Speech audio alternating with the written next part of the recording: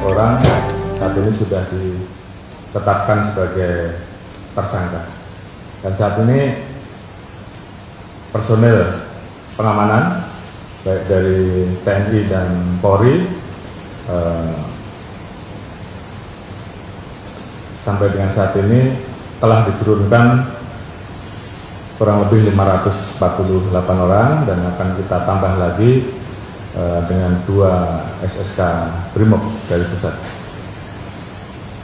Berdasarkan info terakhir bahwa perusahaan smelter GNI akan memulai kegiatan operasionalnya kembali besok pagi. Oleh karena itu tentunya ini saya himbau kepada seluruh masyarakat, juga seluruh karyawan untuk tidak mudah terprovokasi dengan isu-isu yang belum tentu jelas sebenarnya, kemudian terkait dengan masalah-masalah hubungan industrial yang bisa diselesaikan secara aturan undang-undang. Tentunya tahapan itu silahkan untuk dijalankan, dan tentunya kita semua keamanan akan mengawal proses tersebut sehingga semuanya dapat berjalan dengan baik. Dan tentunya kepolisian akan menindak tegas terhadap pelaku-pelaku pengerusakan, terhadap pelaku-pelaku anarkis,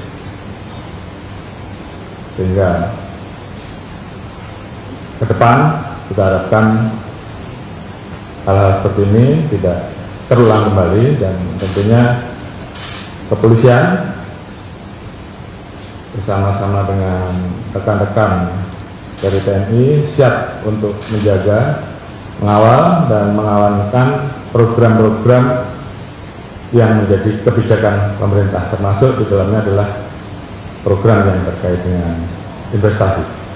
Saya kira itu yang bisa saya sampaikan, dan terima kasih atas perhatian dari rekan-rekan, dan tentunya Polri di-backup oleh TNI siap untuk mengawalkan dan mengamankan agar situasi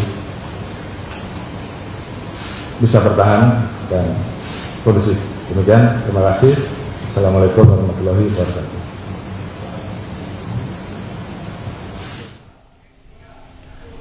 Ya pemirsa, demikian tadi konferensi pers yang dilakukan oleh Kapolri terkait perkembangan terkini bentrok yang terjadi di Morowali. Kita beralih ke informasi selanjutnya. Pemirsa, nekat melaju dengan muatan melebihi kapasitas, sebuah mobil bak terbuka yang mengangkut kardus bekas pagi terguling di kawasan Senen, Jakarta Pusat. Akibat peristiwa ini, arus lalu lintas sempat terganggu lantaran sebagian muatan tumpah dan menutup separuh badan jalan.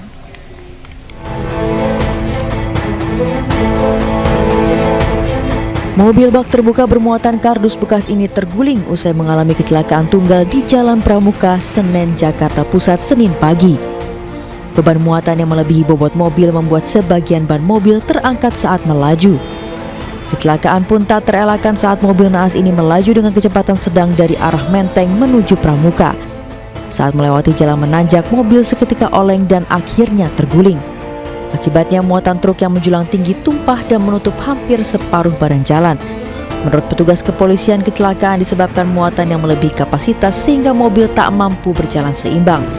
Lalu lintas sendiri dan muatan sendiri mau diapain nih Pak? Baik.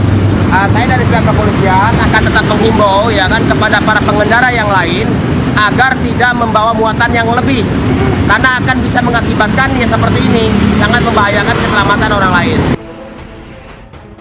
Petugas pun harus memindahkan muatan kardus guna mengembalikan mobil ke posisi semula. Tak ada korban dalam kecelakaan ini, namun arus lalu lintas sempat terganggu. Di Jakarta Pusat, Rani Sanjaya, iNews melaporkan. Pemirsa, kebijakan jalan berbayar atau ERP rencananya akan diterapkan di sejumlah ruas jalan di Jakarta. Penerapan kebijakan ini dinilai bisa mengurai kemacetan ibu kota Jakarta. Pemerintah Provinsi DKI Jakarta berencana menerapkan kebijakan jalan berbayar atau Electronic Road Pricing atau ERP. Rencananya, IRP akan diberlakukan setiap hari mulai pukul 5 pagi hingga 10 malam di 25 ruas jalan ibu kota. PJ Gubernur DKI Jakarta Heru Budi menyampaikan hal ini masih dibahas dalam Raperda IRP bersama DPRD DKI Jakarta dan belum ditetapkan menjadi perda. Sementara untuk tarif, Heru mengaku masih dibahas dengan pemerintah pusat. Diolah sesuai dengan kewenangannya masing-masing, terus jadi perda. Setelah jadi perda turun, masih dibahas lagi, itu bisa pergub, bisa kepgub. Setelah itu baru proses lagi untuk proses bisnisnya. Nah, proses bisnisnya itu masih pembahasan. Nah, nanti siapa yang mengelola, badan usahanya apa, itu juga nanti bahas juga dengan DPRD, pembahasan dengan tingkat pusat. Kira-kira itu masih ada 7 tahapan. Itu dibahas mulai dari tahun 2022 dan dilanjutkan mungkin 2023. Meski masih dibahas lebih lanjut, namun penerapan IRP mendapat penolakan dari sejumlah warga. Mereka keberatan dengan kebijakan ini karena merasa sudah membayar pajak kendaraan.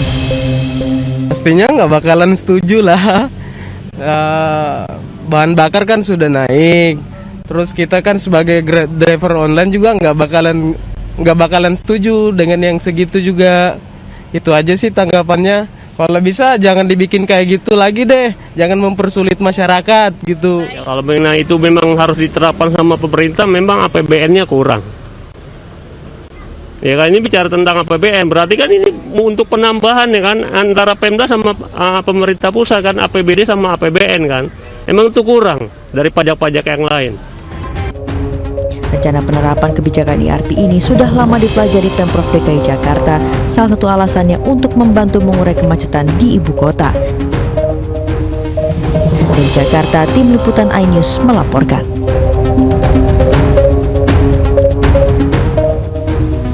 Untuk membahasnya kami telah terhubung dengan pengamat transportasi Ellen Tangkudung. Selamat sore Bu Ellen. Kami belum bisa mendengar suara Anda Bu Ellen. Baik, selamat sore. Ya, selamat sudah sore. terdengar suaranya. Baik, Bu Ellen, langsung saja. Kalau disebutkan tujuannya untuk mengurai kemacetan, apakah IRP ini efektif jika diterapkan di Jakarta? Ya, IRP Electronic Road Pricing memang di seluruh tempat di mana itu sudah diberlakukan, itu tujuannya memang untuk menguraikan kemacetan. Karena istilah asingnya congestion charging. Jadi charge yang diberlakukan untuk jalan-jalan yang sudah macet. Dan itu bagian dari pengelolaan lalu lintas atau pengelolaan transportasi. Apa saja pengelolaan transportasi atau pengelolaan lalu lintas? Itu salah satunya ganjil genap seperti yang sedang diterapkan sekarang, atau 3-in-1 yang diterapkan lebih dulu. Itu sama tujuannya, mengelola lalu lintas di jalan. Nah, yang IRP ini sebenarnya sudah dibahas sudah sejak lama, bahkan sejak Undang-Undang 22 tahun 2009 tentang lalu lintas dan angkutan jalan itu sudah ingin diterapkan. Tapi memang ternyata banyak hal yang harus disiapkan, sehingga diawali dengan atau sebelum mencapai IRP sudah diberlakukan beberapa IDM atau manajemen lalu lintas yang berbentuk itu tadi 3-in-1 maupun GAGE atau ganjil genap. Nah, efektif atau tidak itu bisa dijawab jika orang atau mereka yang keberatan dengan membayar itu beralih menggunakan angkutan umum, bukan beralih menggunakan jalur yang lain. Kalau beralih menggunakan jalur yang lain, jalur alternatifnya, maka kemacetan itu akan pindah, gitu. Nah, harapannya seperti itu. Demikian juga dengan ganjil genap, demikian juga dengan 3-in-1. Sama harapannya, kalau tidak setuju, tidak punya mobil yang satu ganjil satu genap sesuai dengan aturan, atau tidak punya orang untuk mengangkut sampai 3 orang sekali jalan, gunakan angkutan umum. Jadi memang salah satu persyaratnya itu adalah alternatif angkutan umumnya harus sangat baik, sehingga ketika orang beralih menggunakan angkutan umum, baru disitulah terjadi efektivitas. Baik, Mbak Ellen, kemudian pertanyaan selanjutnya adalah seperti apa kesiapan infrastrukturnya saat ini? Apakah memang sudah bisa diterapkan dalam waktu dekat, ataukah masih butuh persiapan-persiapan lainnya, khususnya di ruas-ruas jalan tertentu di ibu kota?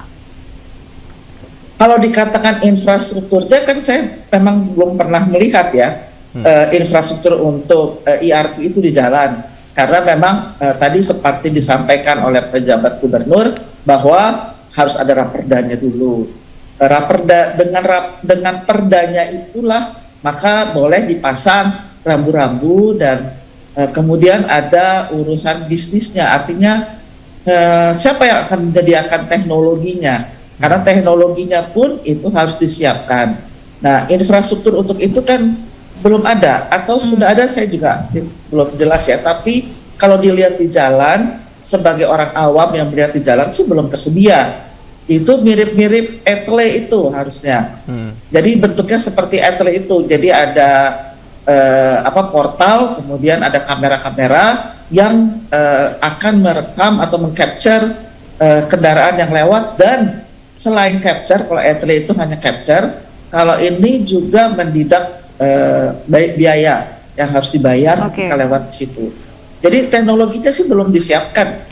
Kalau bentuk teknologinya mungkin sudah ya, tetapi kalau dalam bentuk infrastruktur harus melalui tahapan itu dulu gitu. Perdanya kan harus jelas, dari perda ke pergub, kemudian pergub, kemudian ke bisnisnya seperti apa gitu. Bu Ellen, tadi Anda sampaikan bahwa IRP akan efektif jika yang keberatan ini beralih menggunakan transportasi umum. Artinya seharusnya IRP hanya diterapkan di jalan-jalan yang memang transportasi umumnya sudah siap, sudah memadai.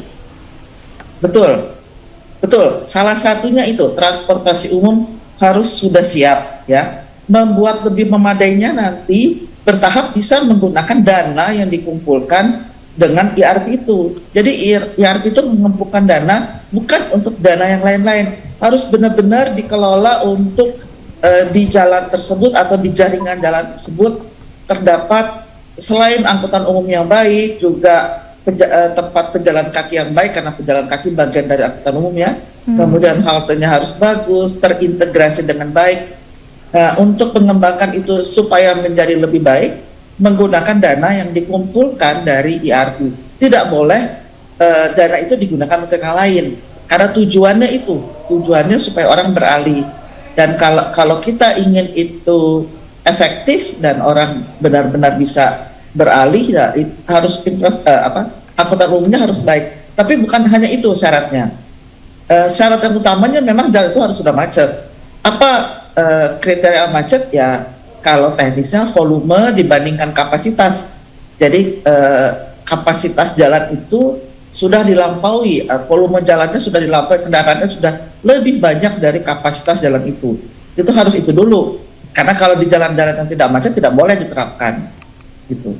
Oke, baik, kita nantikan terus nanti seperti apa kebijakan ini akan diimplementasikan. Kemudian juga tadi masih banyak yang harus dilakukan oleh Pemprov DKI sebelum menerapkan ini menjadi kebijakan yang betul-betul komprehensif bagi masyarakat ibu kota. Terima kasih Mbak Ellen Tangkudung, pengamat transportasi, sudah bergabung bersama kami di iNews Sore. Selamat sore.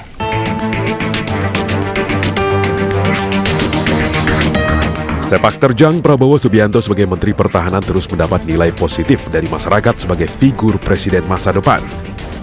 Dari hasil survei calon presiden yang digelar Lembaga Survei Nasional, Ketua Umum Partai Gerindra ini masih memiliki elektabilitas tertinggi di dua provinsi dengan penduduk paling banyak di Indonesia, yakni Provinsi Jawa Barat dan Jawa Timur.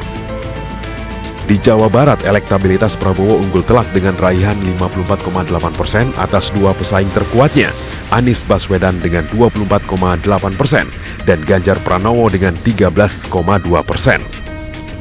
Sementara itu di Jawa Timur, Prabowo unggul tipis dengan raihan elektabilitas 42,1% atas Ganjar Pranowo dengan 41,9%. Sementara itu Anies Baswedan hanya meraih elektabilitas 13,5% di Jawa Timur.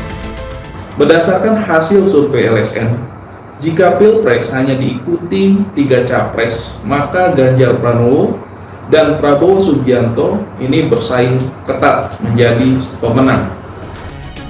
Survei ini dilakukan pada 2 hingga 11 Januari 2023 dengan total responden 810 orang. Pengambilan sampel dilakukan secara acak bertingkat atau multi-stage random sampling dengan margin of error kurang lebih 3,44% dan tingkat kepercayaan sebesar 95%. Tim Liputan iNews melaporkan. Pemirsa, Panglima TNI Laksamana Yudo Margono dan Kapolri Jenderal Listio Sigit Prabowo berperan menjadi wayang orang di Taman Ismail Marzuki, Jakarta tadi malam. Kolaborasi keduanya sebagai bentuk sinergitas dalam menjaga kesatuan NKRI. Tidak seperti penampilan layaknya pimpinan di instansinya masing-masing, Panglima TNI dan Kapolri justru terlihat unik ketika didandani layaknya tokoh pewayangan. Keduanya memainkan peran sebagai tokoh wayang dalam acara pagelaran budaya dengan lakon Pandawa Boyong yang digelar di Gedung Teater Taman Ismail Marzuki, Jakarta Pusat. Dalam pagelaran wayang orang ini, Panglima TNI Yudo Margono berperan sebagai Bimasena, sedangkan Kapolri Jenderal Listio Sigit Prabowo berperan sebagai Puntadewa. Tokoh pewayangan lain juga diperankan oleh Kasat, Kasal, Kasau, serta melibatkan ratusan personil dari TNI Polri. Pagelaran yang luar biasa karena pemainnya diantaranya ada Bapak Kapolri, ada saya Bapak Kapolri, ada Pak Kasat, Pak Kasal, Pak Kasau, dan juga dari gabungan juga dari Barata, ya juga dari Sanggar Budaya. Ini tentunya kita bersama-sama juga akan melestarikan budaya asli Indonesia, yaitu budaya atau kesenian wayang yang merupakan kesenian asli Indonesia. Tentunya kami sangat mengapresiasi undangan dari Bapak Panglima, oleh karena itu kami juga mengajak beberapa personel Polri untuk ikut bergabung di dalam kegiatan pagelaran wayang orang ini. Selain untuk menjaga nilai budaya dan kesenian di tanah air, melalui pagelaran wayang ini juga diharapkan mampu memperkokoh kolaborasi dan sinergitas antara TNI dan Polri dalam menjaga kesatuan NKRI. Dari Jakarta, Muhammad Ahmad, iNews melaporkan.